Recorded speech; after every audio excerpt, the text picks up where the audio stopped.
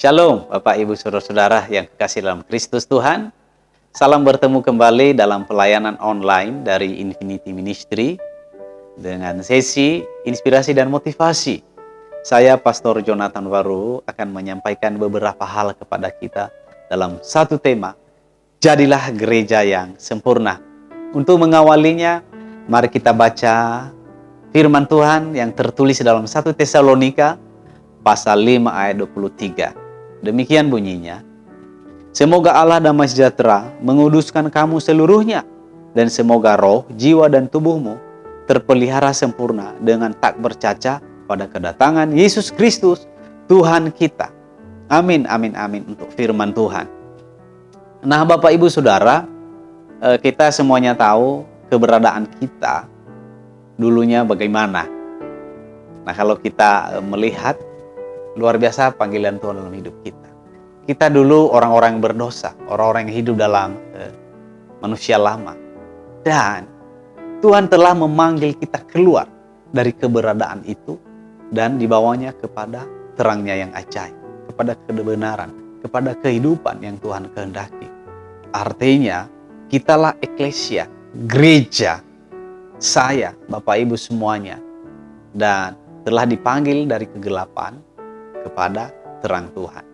Dari di luar kerajaan Tuhan dan masuk dalam kerajaannya, dalam rencananya yang besar.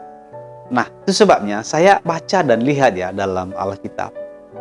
Kita ini sebagai orang percaya, sebagai gerejanya, banyak istilah-istilah yang ditujukan atau penamaan yang diberikan kepada kita sebagai orang-orang percaya, sebagai gerejanya. Seperti contohnya misalnya, kita ini domba-domba Tuhan. Kita ini juga anak-anak Tuhan. Juga disebut hamba-hamba Tuhan. Sahabat-sahabat Tuhan. Kekasih-kekasih Kristus. Dan ada juga disebut sebagai mempelai Kristus. Dari ayat firman Tuhan tadi yang sudah kita baca, di situ dikehendaki bahwa supaya kita orang percaya sebagai mempelai Kristus, Tuhan mau supaya kita terpelihara dan sempurna dan tidak bercacat celah pada kedatangan Tuhan yang kedua kali.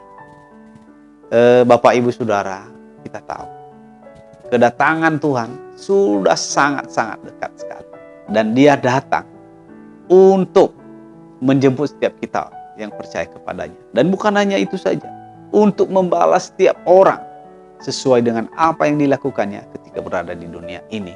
Nah, kita gerejanya di dalam penebusannya, dalam kehendak dan rencananya, Tuhan mau kita hari demi hari disempurnakan, bertumbuh dewasa. Karena di dalam kategori mempelai Kristus itu kan kita, saya, gerejanya, dan Bapak Ibu semuanya. Nah, Tuhan kehendaki kita bertumbuh dewasa. Karena pernikahan dalam hukum negara kita saja pun akan terjadi kalau mempelai laki-laki dan perempuan itu sudah sama-sama dewasa. Dan kita tahu semuanya bahwa Tuhan kita Yesus Kristus sebagai mempelai laki-laki adalah Tuhan yang sempurna. Nah, kita sebagai mempelai perempuan, sebagai gerejanya, kita juga harus terus bertumbuh dan dewasa. Supaya jadilah pernikahan itu masuk dalam kerajaannya. Karena dalam Matius pasal 5 ayat 48 pun juga dikatakan, karena itu haruslah kamu sempurna, sama seperti Bapamu yang di sorga adalah sempurna. Jadi tidak ada istilah bagi kita, hanya Tuhanlah yang sempurna. Iya benar, tapi Tuhan meminta kita sempurna. Bagaimana caranya? Berubah hari demi hari. Bagaimana supaya kita bisa hidup dalam kehendak Tuhan, yaitu Tuhan mau kita sempurna. Ada beberapa hal ya yang boleh saya sampaikan kepada kita. Yang pertama,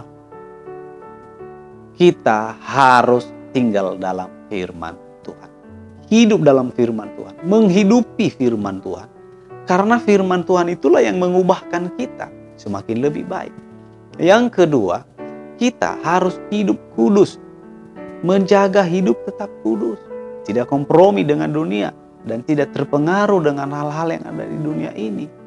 Fokus kita kepada kekekalan, kepada sorga saja. Apa hal berikutnya yang harus kita lakukan? Harus penuh dengan Roh Kudus. Kita harus hidup dipimpin oleh Roh. Ketika kita hidup dipimpin oleh Roh, maka kita berjalan dalam kehendak Tuhan.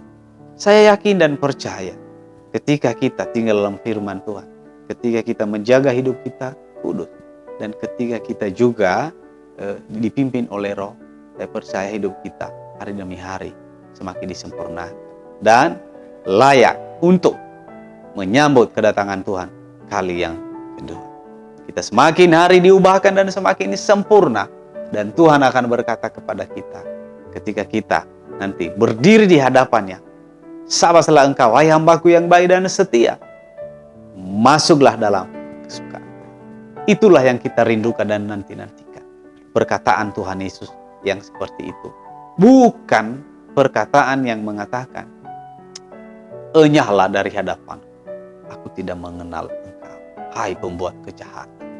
Saudara, mari kita menjaga hidup kita dan bertumbuh, berubah, disempurnakan seperti karakter kehidupan Tuhan Yesus Kristus. Tuhan memberkati kita berlimpah-limpah sampai bertemu pada kesempatan berikutnya. Amin, amin, amin.